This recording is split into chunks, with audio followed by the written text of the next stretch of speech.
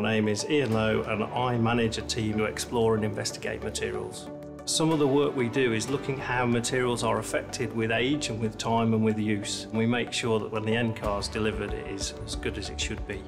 We've got 2 off-road testing facilities and the cars were performing differently. So I was brought some mud and I was asked to analyse it and see if we could narrow down why there was a difference. We've had to characterise mud and dust from around the world, so we have to check our materials are not affected by that type of mud.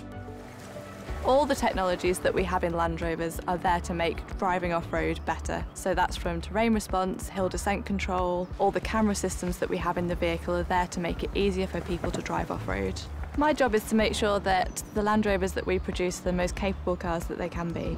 I studied mechanical engineering. My family had a Defender when I was growing up and I've always loved cars, so Land Rover seemed like the natural place to look for a job, and I love working here.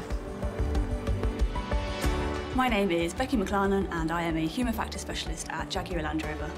My job role entails understanding the physical and psychological capabilities of people all around the world. I then model these in a virtual environment and we can then apply this to the development of our vehicles. Ergonomics is the science of designing for people. It's a multifaceted discipline which draws on psychology, anatomy and biomechanics. It's crucial that we understand the behavioural characteristics of people so that we can then design suitable solutions. We use virtual technology, for example motion capture, as part of a user-centred design approach. This means that we can assess vehicles very early on in the design phase when it's much easier to make any changes. Initialising the steering. Engaging auto drive. At the moment we're discovering what challenges there are with self-driving. Autonomy will help shape the futuring of Jaguar Land Rover because we're hoping to take away the more stressful bits of driving that you don't enjoy. From the very first bit, from writing the code to researching about it and then actually implementing it on a car and then seeing it work is absolutely exciting. Eventually that goes out to be tested on road.